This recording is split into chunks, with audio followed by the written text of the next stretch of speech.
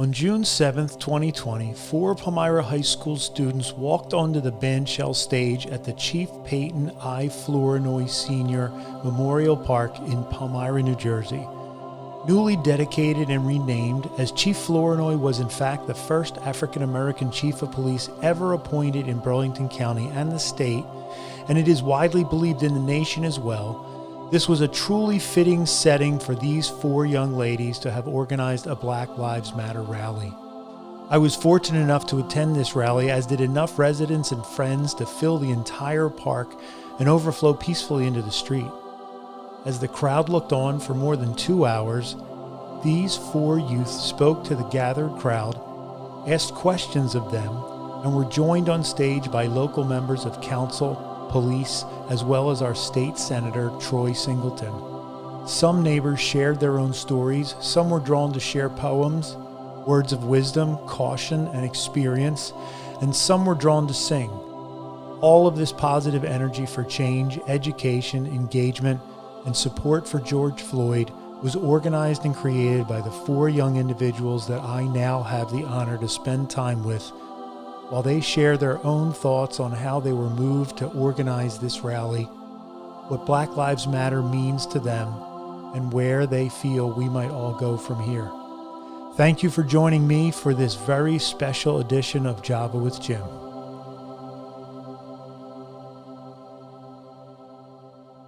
How did this come about? Is that you guys just like, oh, you know what, let me throw together some Photoshop and boom, you were on your way? Well, we went to a Willingboro protest last week. It was wonderful. There were about I would say about 800 to 1,000 people. It grew really quickly, and we all just saw each other, and Kaya was have to do something in Palmyra. And we were like, yes, we do. Mm-hmm. And then later Kaya saw Chloe, and then that just we got a group chat going. And then we started making logos, just spinning ideas off of each other. And we were like, this could actually work within a couple hours. And so, yeah. I saw the girls at the protest, and we kind of ran up to each other and we're like, all right, so when are we making this happen in Palmyra? And then 5 days later it happened. And the logo, I kind of stole our school's subscription to Illustrator, and I made it. You borrowed. That's I probably the word you were looking for. Yeah. Thank you to Mr. Nevitt's class for graphic design. For that. Wow. That's great. Well, I was blown away when I saw it. I think the first time I saw it was Maddie shared it. So Maddie shared it, and I thought, wow, that is awesome. Then I shared it, and I thought, how can I help with being a part or spreading a message, or just listening. So then this is what you guys did next, right? Yeah.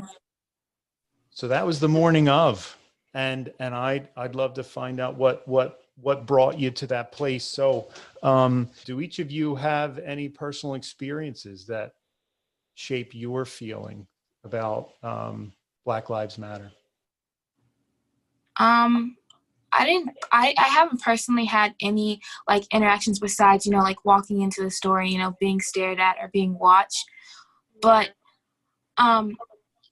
really my answer is that Black Lives Matter has always been something that's been super important to me, because I am Black, and also having a Black father and having a Black brother and having nephews, that's something I was always aware of, especially with my dad when he was still alive. He used to travel a lot for his job, always being aware, on late nights, what if he got pulled over, So it was just something that was always important to me.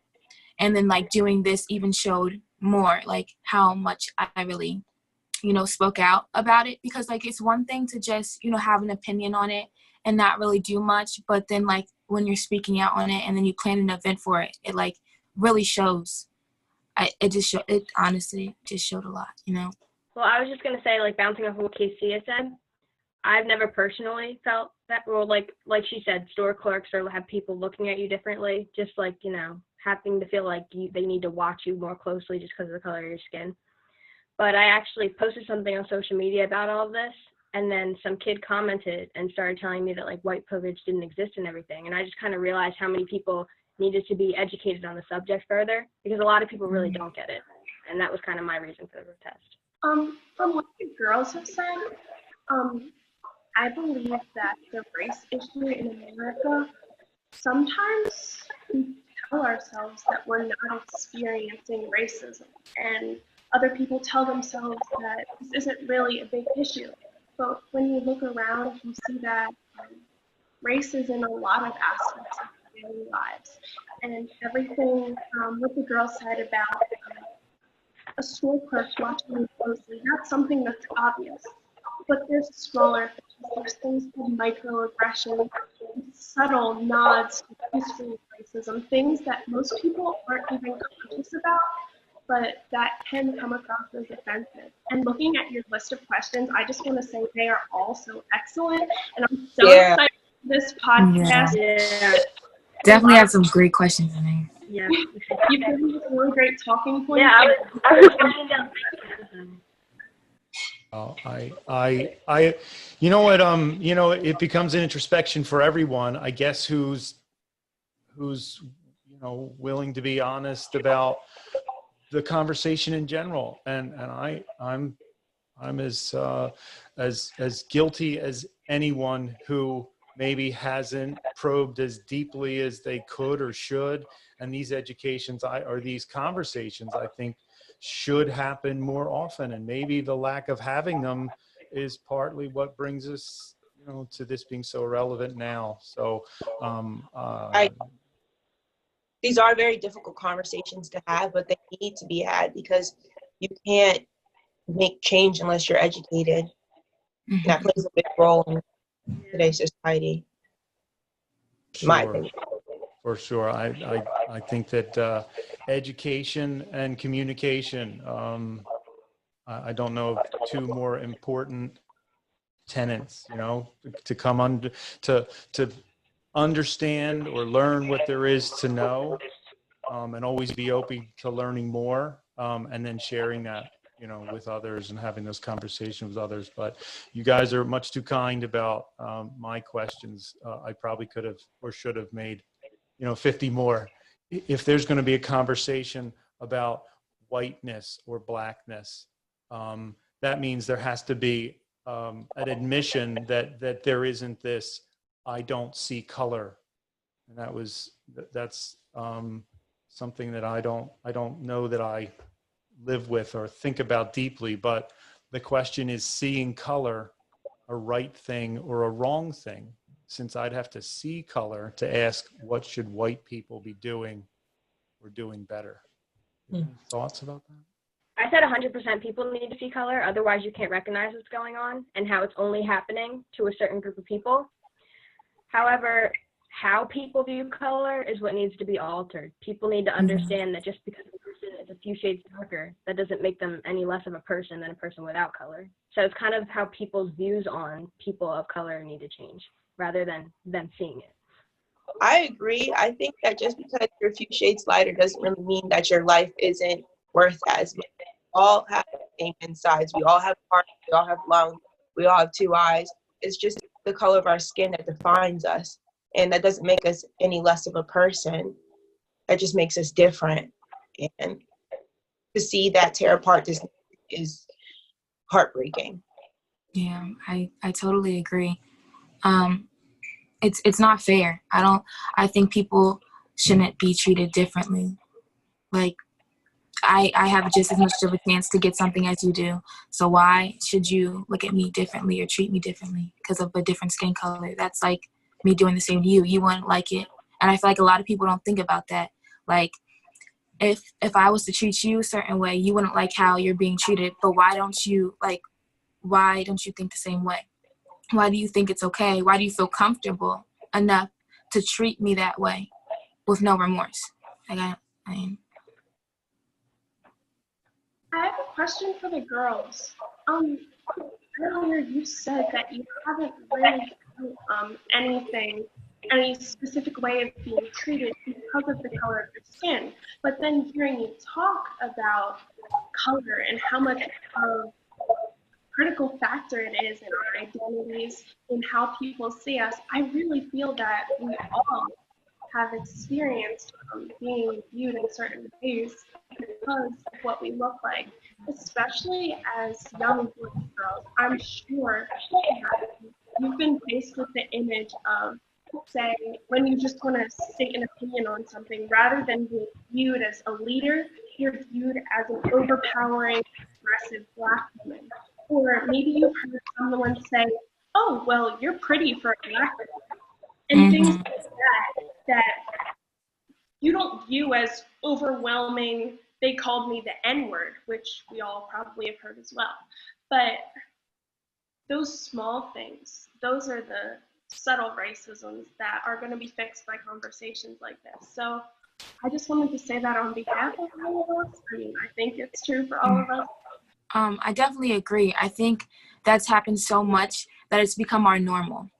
You know, just like when I was little, my mom would tell me, like, going into stores, make sure you don't do this, make sure you don't do that, because they'll watch you. That's become our normal. So we don't really say, like, you know, this is a big part of racism, because for us, it's just like, this is our way of us living. Exactly. So I definitely think from that, I have experienced some things that have been racist, but I never really thought of it that way, because it's just like, well, I live like this every day. I've been living like this for 15 years. So why do I wouldn't really think of it as anything else. Yeah, big problem too is people normalize it. They think that just because we're at a young age, that it's something that we should continue with. Like, no, we're trying to change this. We're trying to change the fact that we have to go into a store and think twice about something we do that a white person won't have to think twice about. And that, like, I feel like, you know, when I go back to school from, like, spring break, or, like, if my friends go to, like, the Bahamas on winter break, they come back, like, Caucasian, and they look at me and they're like, look, I'm the same color as you. I'm like, how has that become something that you're so comfortable with saying? Like, and they don't say it jokingly. They really think that it's okay. And I'm just like, why is that okay? Like, what have you been taught at home to make you think that this is okay to say to somebody? Because I wouldn't like it if I said it to you. And the color of our skin is something that we take serious. It's something that we take pride in. Everyone who is African American should take pride in the color of their skin. So in my opinion, for me to go to school and for girls to say that to me is very disrespectful, because you don't know what it's like to be Black, you know? For you to mock that color by saying, I'm the same shade as you, it's just not right, in my opinion.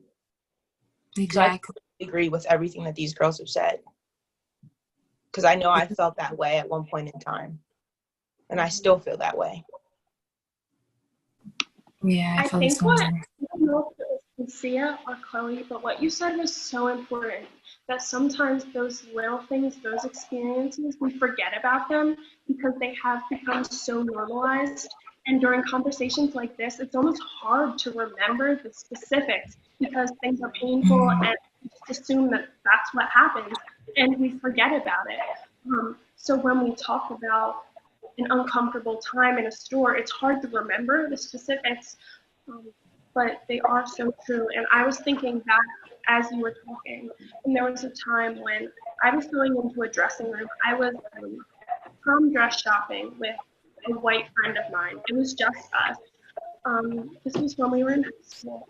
And we walked back to the dressing room. And the instructor, she said, it was a white woman. And she said, well, it's your protocol that I have to go through your things before you go into the dressing room. And I said, okay. And I let her go through my things because I had a dress I was going to try on. And then I walked back to the dressing room and I looked, and my friend was following me. And seeing that the only person that this clerk had questioned to go through their things was me. And my white friend didn't even get a sideways look. That's the kind of thing that we forget about, but are so real, and we shouldn't have to go through it all. And so when we say, is it good to be colorblind, to not see color? I think it's foolish to say that we don't. that store clerk obviously saw a difference between my friend and I. And our color is, like Chloe said, so much of who we are, so we can't ignore it, and it's vital to the conversation. So yeah, like we're proud of it too. Like, yeah. And I think because of everything that's going on, it makes it so hard for young girls to love their skin. Young African girls, they don't think they're pretty. I saw a video a couple weeks ago of a young Black girl getting her hair done and she said, I'm up. And she couldn't stop crying. She had to be about 6 years old. And it broke my heart because why do you feel that way? Well, what do you see on the news? Riots, protesting, just because of the color of our skin. And it's heartbreaking because I never had to go through that. But I'm grateful enough that my parents surrounded me and told me every single day, you're beautiful. Don't let anybody tell you any different. But they had to keep telling me because if they didn't, I would go to school and someone would tell me that I'm ugly because of the color of my skin, or you have beautiful hair for a Black girl. These curls are beautiful. Kaya's curls, Chloe's curls, Casey's curls are beautiful. Not for a Black girl, but for a girl in general. And I don't think that race should define any of that. So. Especially as girls, there's that standard of beauty, and that is so interwoven with color. I know as a little girl walking through stores and wanting to find dolls that looked like me, there would always be the Barbies, and it was so hard to find a little tiny doll that looked like a little tiny Kaya. And I know that a lot of Black girls don't see themselves in magazines, and it hasn't been until recently when it's interesting to have something different. I don't know. I knew I was looking very forward to talking to you guys, and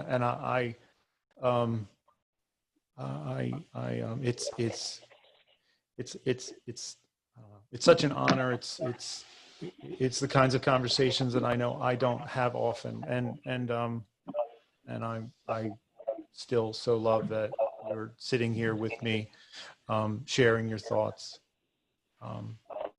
They are tremendous. How are you guys dealing with all the stay at home and COVID and school and? I don't know.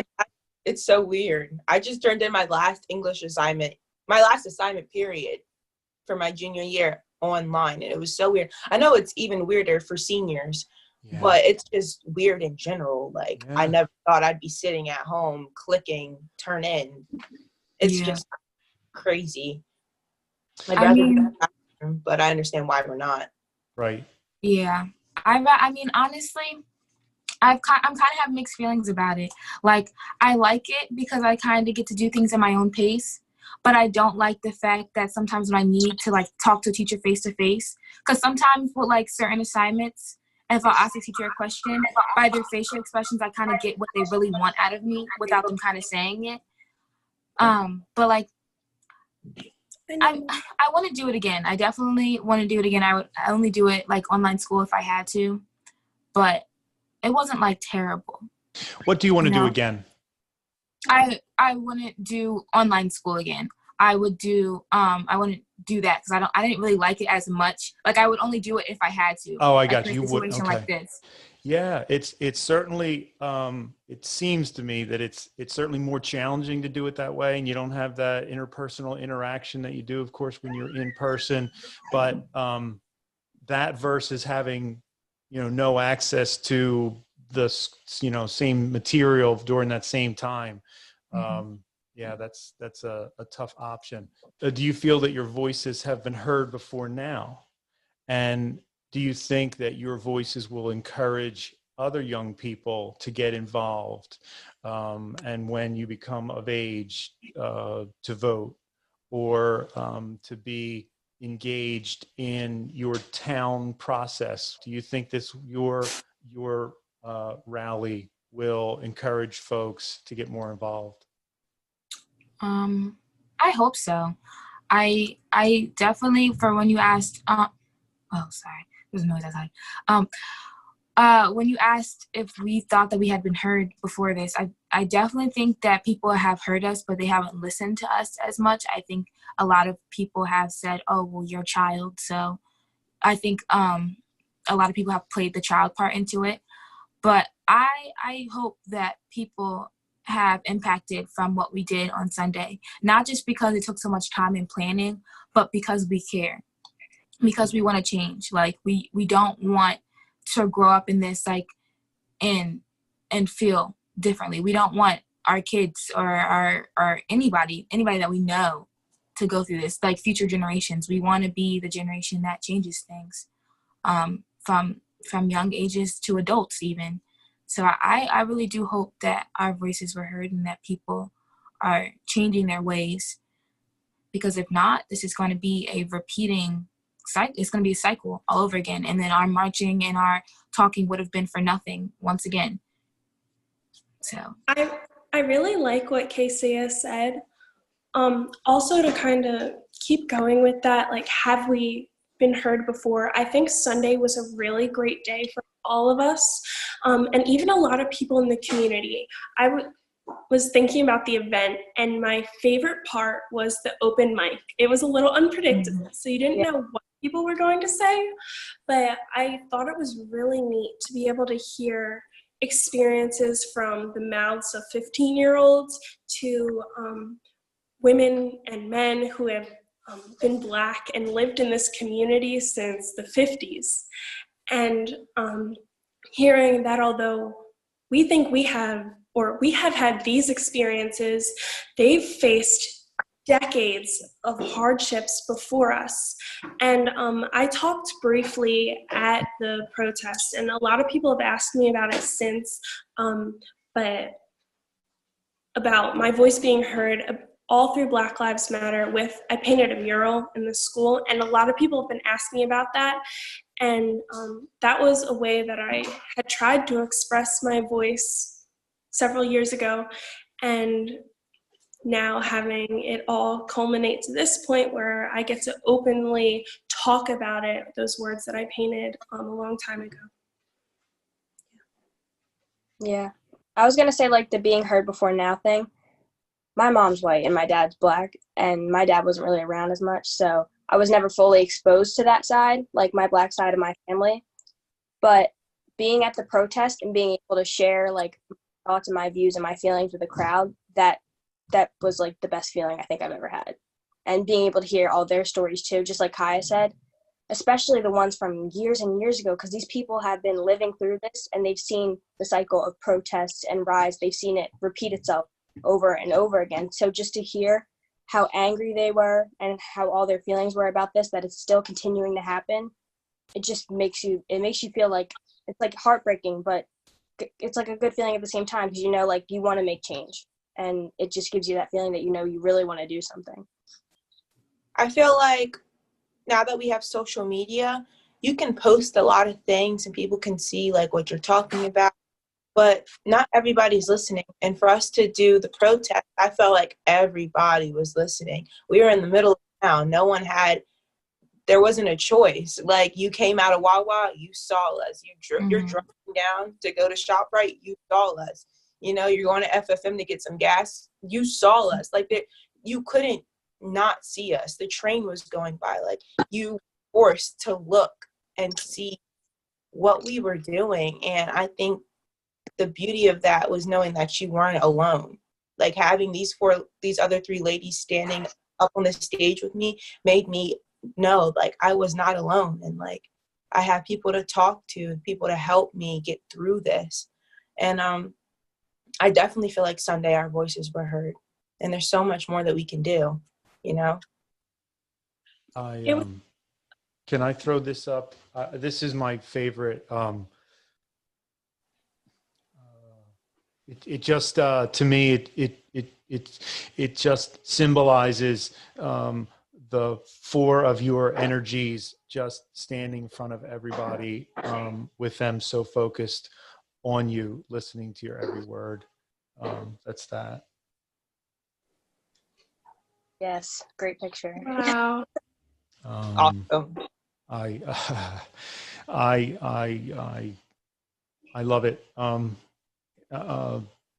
There were those people they were there for you, listening to you in awe of what you had done. And I think they were, I guess I could speak for me, ready to know and understand what you ladies feel we should be doing now and focused on doing next. The fact that there were so many people there, from town council, the mayor, the chief of police. There were as you said, there were the neighbors that came out to share their thoughts. In fact, I think, weren't there folks who weren't from town either? They had just heard about the effort. The gentleman from Willingboro who suggested, oh, that's right. So had you met him from your going to the Willingboro rally? He's actually our godbrother, my sister and I's godbrother. So I had talked to him because when we were planning out different things, we had given out different jobs, and I was in charge of talking to people. So I reached out to him and asked him if he could come out and help, because his voice was very vocal at the protest, and he did an amazing job is basically all I can say. So we wanted him there, and I called him up and I talked to him and we figured things out, and he actually had another event to go to right after. So it was amazing that he could fit us in. Like, he made it a priority, and he talked and he did what he did. It was amazing. You guys do know that our state senator was there to support you guys too, right? That was a whole process to get him there. I was emailing his secretary for 4 days before the event, and because he was talking at a lot of local protests, and when I heard he went to Morristown, we were all like, oh, well, let's see if he'll come to Palmyra. So that was fully the work of us girls, and we got him to come.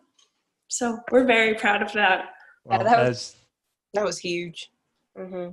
As you should be. I had seen some clips of the rally in Morristown, and he says something, I don't know, to me compelling when he's somewhere speaking, and he said, we all get 24 hours in a day. Let's make them count. I was like, wow, you guys are making them count for sure. What did you guys want to accomplish with the rally?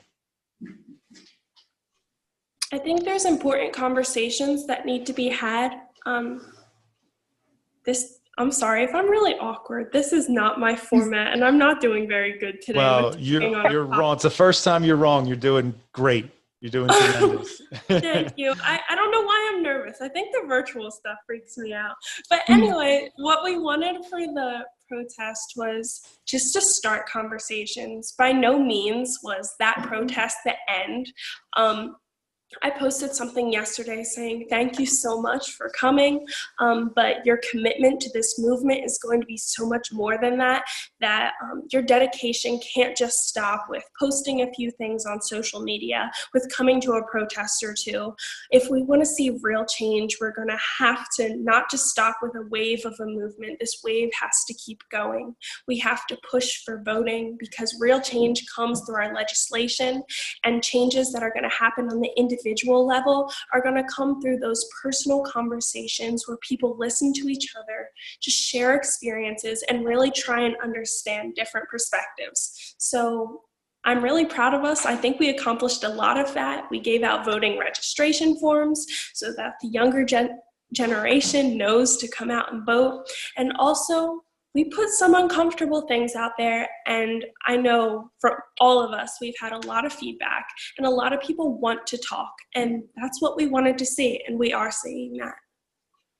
Piggybacking off of what Kai said, I definitely, I think out of all of our goals, and my goal from this protest was to make people uncomfortable. I already had a mindset of, this is to raise awareness. But if I can just make one person uncomfortable enough to change their ways, that's all that matters. You know, I would love to say, let's make 100 people change their mindset. But if I just change, I mean, if we just change one person's mindset by making them so uncomfortable, they're like, I need to do something. Like, I need to stop. Like, I need to figure something out, because it's not easy. It's not easy to change your mindset, especially for so long. This is not like teaching a child. Like, you're an adult. You're a teenager. It's going to be hard to change your mindset, but you can do it. And once you do that, things just start to get better, and changes start to happen. So I definitely think that was one thing that we wanted to accomplish, like, was making people uncomfortable and making them realize, like, hey, like, maybe this isn't the right thing I should be doing. And it's okay to accept that, and recognizing that you need to make a change. It's not like a foreign thing. You're not going to get made fun of at all if you just decide, you know, like, maybe I shouldn't do this. Maybe I should change the way I see people. Maybe that person isn't that bad, you know? So definitely I think we did it to make people uncomfortable. Yeah, I think also, like, to help people understand what's going on and how Black people felt during all of this and how they felt every day before it got media attention, like before everyone even started all these protests and everything. This has been every day. It hasn't just started when it started getting media coverage. And also, like, to unify the community, because, you know, we wanted to make sure everyone had the same mindset about how we feel and everything. And I also wanted to say how I don't like when people say, like, they're only one person, they can't change anything, because a lot of this is going to be, like, small, hard-fought battles to get to, like, the real permanent changes in the country.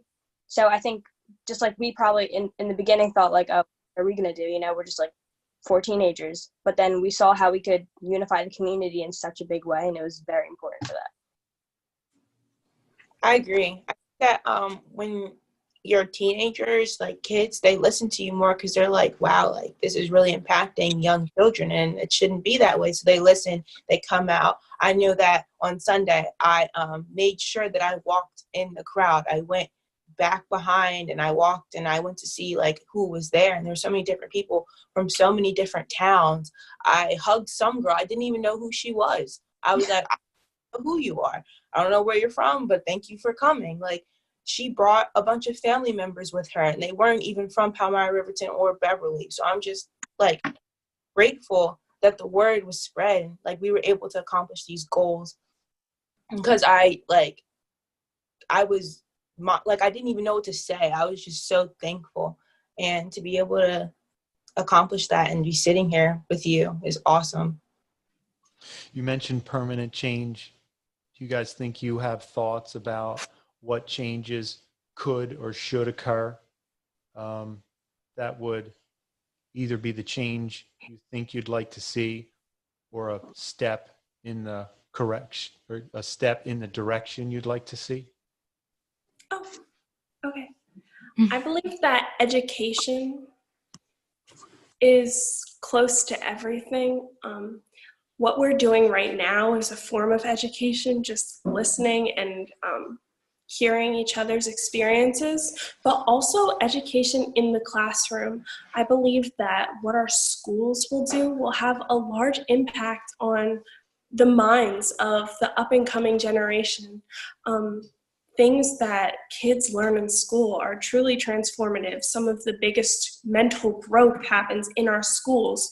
So everything from our history classes in high school to the books that our elementary school teachers are reading is going to make a lot of a difference if we can get conversations going early.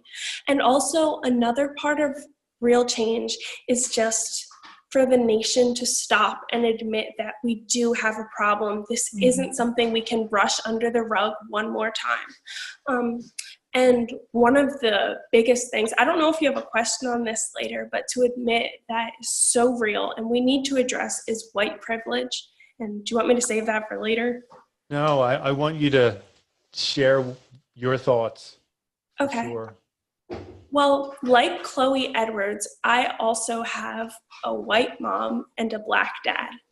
And growing up in this biracial household, I have seen their lives parallel and the vastly different experiences that both of my parents have had, and seeing them, I know that the only difference is the color of their skin. And white privilege can be small things. It's things that until you recognize, you might not notice. Things like my mom doesn't hesitate to return something to a store without a receipt. She walks up to the counter and no one ever looks at her sideways. My dad, on the other hand, a Black man who fits every description of the sketchy suspect, he could never get away with that. My mom wouldn't think twice about using a credit card with someone else's name on it. My dad can't. It's small little things like that that benefit you in your daily life that a lot of Black people can't do. So white privilege is really real, and those are just two that came off the top of my head, and I'm sure the other girls can think of examples in their households or things they've seen, but it is real, and it is something we should discuss and not pretend that it doesn't exist. Yeah. I would want to saying about how real change is also going to happen in education too, because we need to see some serious reforms in what they teach. Because you can't blame some kids our age for being uneducated, because what they're taught in schools is only like a fraction of the history, like all this history that we have. So they're not even taught some things that like we would be educated on because we're into it, or we researched it, or we read things about it. Even like there was controversy over reading To Kill a Mockingbird. Like there shouldn't be, because these are conversations that people need to have. Like they need to understand that there was racism and it did happen, and history continues to repeat itself, and that's why we want real change now. And again, what she was saying about white privilege, it's kind of a hard, difficult topic to talk about, because it's hard to change people's minds. Like people will really think that you guys are the same. But it's like, especially because I was talking to my cousin Damien the other day, and he was talking about how anytime a cop is following him or anything, he's constantly looking in like his rear view mirror to just see if they're gonna put their sirens on for no reason, or just to think like, he just thinks like, maybe I could be the next one, you know, maybe I could just be the next hashtag, and it's a terrible feeling. And that's what white privilege in itself. Like I was talking to some like my white friends too, and they were saying, yeah, I don't think twice about it, you know. It's just like small things like that. I think that I had a difficult conversation with my mom a little over like a week ago before Sunday. And she was telling me, like, you know, when you get your license, it's not a matter of if you'll get pulled over, it's when, because it's going to happen. Because I am African American, it will happen. It might not happen as much because I'm not a male, but it will happen. And she just told me, like, she walked me through all the steps. Put your hands on the wheel. Be very specific about what you're going to do, because if you reach in your glove compartment to get your license, they might think you're going to get a gun, and then I'm a hashtag, like I'm no longer there. And I would never want my family to go through that. And so I think real change happens by telling difficult stories and having these difficult conversations that no one else really has anymore. And people don't know what we go through. And I feel like if they did, they would understand and educate themselves on the matter. That's an example of privilege in itself. How many white families, white mothers have to have those conversations with their sons and even daughters? Having my white mom have to be worried so much because she has a Black son. And I was little when my brother first started driving, but watching her sit down with him so serious and say, here's what you have to do when you interact with the police. The fact that we have to have those conversations, that she had to tell him about keeping his hands visible, even though he hasn't done anything. And things like that, those are scary, sometimes traumatic things to think about. The fact that Black families have to go through that our Black males and women even have to have those thoughts isn't right. And that white families can get in the car and drive stress-free and send their boys out on the road. That is privilege. Yeah, and I was too about how sorry. about how you said it's not even just like being pulled over too. Like I was talking about this when I spoke on Sunday about how Black people shouldn't need to follow a certain set of rules even just to step out of the house. Like especially like leaving at night. I've heard stories about how people's like, I don't have a brother or anything, but like I've heard stories about how parents need to tell their sons like, don't put your hood up, don't wear all black at night, don't walk or run too quickly because you know they might think you've done something wrong.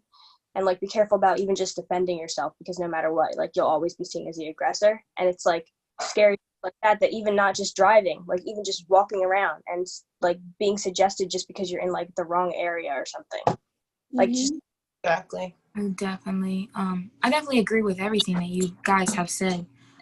And I think it's also about people being open-minded. I think a lot of white people are closed-minded.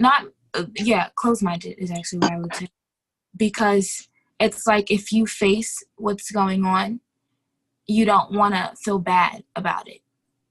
And then that's when everything else comes into play. And I think, again, about white privilege, that is very real. And it's just even again, what you guys were saying about the little things, talking about that, they don't have to worry about things, especially going into bigger issues like when you're an adult. You don't have to worry about working 10 times as hard for a position. Like that's something that we have to work on a daily. Like, how can I do this better? Even if you're more qualified than that person, we still as Black people have to work 10 times harder because it's like, you know, they're probably not even going to look at me. They'll probably look at my resume and then bring me in and see me and they're like, okay, like whatever.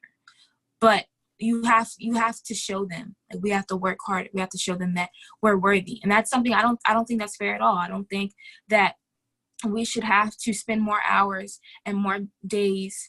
And instead of going out and doing this, we have to stay inside and we have to work and we have to study and we have to do this just to get a fair chance, you know, just to be able to compete with a white person. It's absolutely, I wouldn't say disgusting, but it's not really right word for me to describe it. It's just more so bothersome that we have to go through that every day just to, you know, get the same chance as somebody else. And you don't, and furthermore, that person doesn't even know me. Like they don't know anything about me. So it's not like you could say, you've talked to me, you've had multiple conversations with me, you see that I'm irresponsible, you see that I'm not set for the job, I have a potty mouth, I go off and I do things, but you don't know me, so you don't know anything about me. You're just judging me based off what I look like, and you're like, well, you know, I'll just move her on to the next job. Hopefully she gets it. She's not getting one here though, you know. Like, I know that personally. Well, I'm sure this is true for Casey because like we're sisters and we go through the same teachings with our parents. But my mom and dad would tell me all the time, like, you cannot get away with not doing an assignment and then asking for more time. You just can't. You have to turn everything in on time. And I know personally, I had an experience. It was my sophomore year and we were doing scheduling, and the guidance counselor that I had at the time, she no longer works at the school, but I had gone up to her and I wanted to change some things on my schedule. I was like, yes, I would like to take honors chemistry, honors geometry, and an AP course for that year. And I asked her if I could take an AP course for my junior year. And she looked at me and said, "Are you sure?" I said, "Yes, I'm sure. I'm very sure I want to take this AP course." And she proceeded to make me explain why I thought that I was qualified for the course. I said, well, I love history. I'm a straight A student. I just want to take this AP course. And sadly, I had to drop out of that AP course this year because of everything that happened with my family. But right after I left, I saw my other friend, Ella. She walked up. She's Caucasian. And she said, "Can I take AP Euro?" Handed her the slip without a problem. And I was just like, why do I not look qualified? I am qualified. You can look at my name, my grades, but when you see me, I'm not qualified. And it was just mind-boggling to me because I know I'm smart. I know that I'm well-rounded. I know that I'm a good student. And for her to do that was kind of like, she cut at me. And I was like, that's crazy. And that was kind of like my first interaction with like actual racism, like face to face. And I told my mom, and she was like, we have to say something, we have to do something. And I was like, no, Mom, like, there's nothing we can do about it. Like, it is what it is. It's going to happen. And it's how you deal with it that defines you as a person. So, one of my biggest questions that I've always had for for teachers or anybody that works with children, why do you feel comfortable doing that? Why do you go in a profession that deals with children of different ethnicities and skin colors just to be just to not give them a fair shot? Like, what's the point? Like, why do you feel comfortable every day waking up, going to work, just to say no to one kid because of their skin color? But then you want to go and tell them, oh, come and talk to me when you need help. Oh, I know that this is going on. Like, I had a lot of teachers that, especially, well, this is really the only experience I can pull off, especially once my father passed away, that were like, you can talk to me, you can do this, you can do that. But when I needed them for something else, it was kind of on their time schedule, when they wanted to do it, how they wanted to do it. It wasn't really, when I needed it. It wasn't to try to help me. It was when they felt like it, when they wanted to do it. And I just why would you be in a profession if you're not going to be fair to all? I don't think that's right, personally. Yeah, going off what they said about schools and everything too. It's like, just like what Chloe said, I've been a straight A student my whole life. Like, it's not a surprise, but even just the way they react when you answer a question correctly in class, as if they're surprised that, I don't know, they're surprised a black girl or a black guy could answer a question that in depth, or have an answer that thought provoking, it shouldn't make a difference. I totally agree with what Chloe is saying. I've had substitute teachers in school come in, and my regular teachers know me. They, like all the rest of the girls, were straight A kids, top of the class students. And then they'll be teaching a lesson, and I'll be the one raising my hand the whole time, giving the textbook definitions and answers. And that look of surprise isn't something that Chloe or any of these girls are imagining. That is real. We see that even now that when I went through my whole college process this year, I remember walking into my orthodontist's office, and one of the nurses, I don't know what you call people, dentists? I don't know. But she said, oh, what schools are you looking to apply to? And I rattled them off a lot of big Ivy League, big name schools. And she said, oh, those are good schools, and just that doubt. And she could have said that to a white kid, but hearing these experiences that Chloe has had, other Chloe has had, Casey has had, it adds up, and it shows that it's not just because they were big schools. It's because looking at me, I may not look like your typical fit for an institution like that. And it's not founded or right.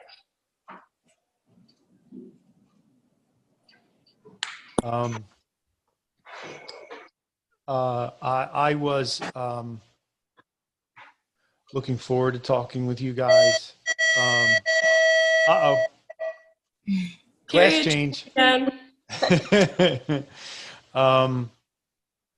But what you share is absolutely moving and important, and your thoughts about this being a step towards a process of engagement. I could not agree more. And I look forward to what you guys have in store next. And I'm sure that includes the continued engagement in conversation with those you're speaking with now, and then others who are, along your path. I think you guys are heroes. I can't imagine what you thought as you stood right here. Oh, wrong direction, right here. Yeah. To look out into that sea of people and know that that was your doing.